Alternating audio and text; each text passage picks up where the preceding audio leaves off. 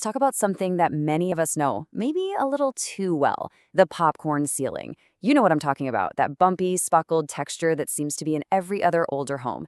Today, we're going to unpack the surprisingly wild story behind this decorating trend that everybody loves to hate. Oh, yeah. If you've ever accidentally brushed up against one, you know this feeling. It was even captured perfectly in the movie Raising Arizona. It's a pain that's not just physical, it's an aesthetic pain too. That rough, cottage cheesy texture just feels so out of place now, doesn't it? So that brings us to the big question, right? If these ceilings are so unpopular today, how in the world did they end up in millions and millions of homes for decades?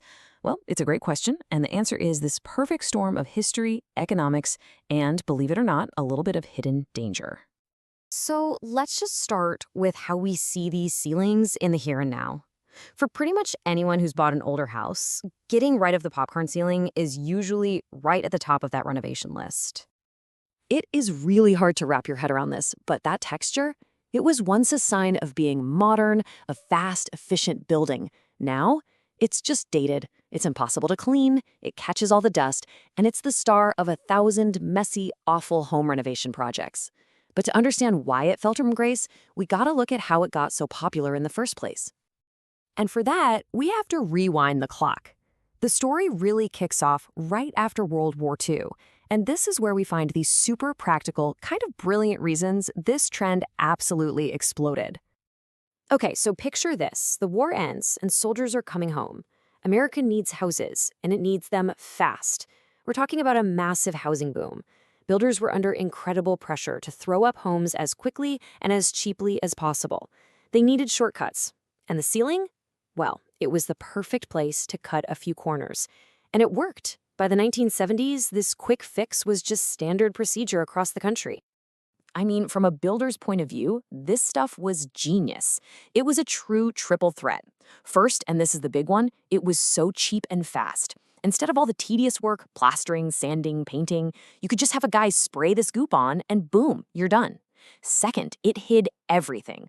Any cracks, bad drywall taping, uneven spots, the texture made them all disappear. And third, it actually dampened sound. That was a huge selling point, especially for apartment buildings in noisy homes with lots of kids running around. You know, the name popcorn ceiling is actually kind of generous. A lot of people say the texture is way closer to the cratered surface of the moon. And that's a great visual, right? It really captures that rough, bumpy quality. But this miracle product had a very dark secret hiding in plain sight. And this is where the story takes a really serious turn. Because that practical post-war wonder product was about to become a massive public health concern. You see, to get that bumpy, fire-resistant texture, the spray-on mix needed a very specific additive to hold it all together. And for a huge chunk of the 20th century, that secret ingredient was asbestos. So, asbestos is this natural mineral fiber that people thought was a miracle material. It's super strong and fire-resistant. The problem, as we know all too well now, is that when its microscopic fibers get into the air and you breathe them in, they can get stuck in your lungs forever and cause horrible diseases like cancer, sometimes decades down the road. By the 1970s, the cat was out of the bag. The science was undeniable, the dangers were clear, and the US government finally stepped in. New regulations banned asbestos in a lot of building materials, including, you guessed it, the spray-on ceiling texture. This was pretty much the nail in the coffin for the popcorn ceiling's reign. Now, this is the most important takeaway here. Not all popcorn ceilings are dangerous.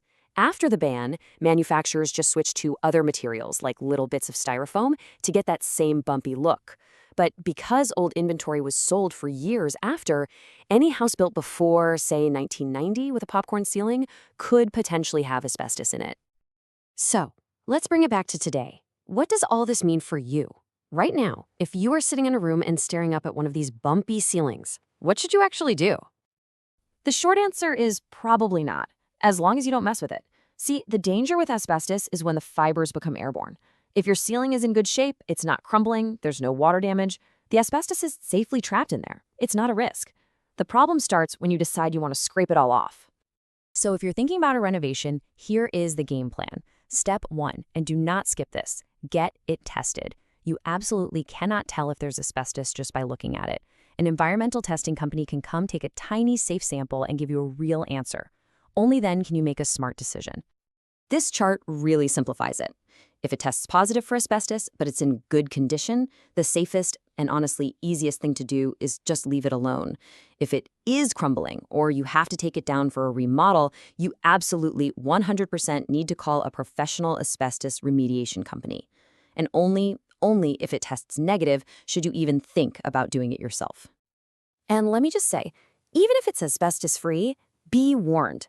This is one of the messiest, most miserable home improvement jobs you can possibly do, especially if the ceiling has been painted, because then the simple water and scrape trick doesn't work, and you're looking at chemical strippers, which are a whole other can of worms. So after everything, the scraped knuckles, the health scares, the absolute nightmare of removal, it leaves us with one final, kind of funny thought. In a world where all trends eventually come back around, could the popcorn ceiling actually make a comeback? It seems crazy, but you never know. Maybe one day it'll be rebranded as a vintage textural acoustic finish. Stranger things have happened.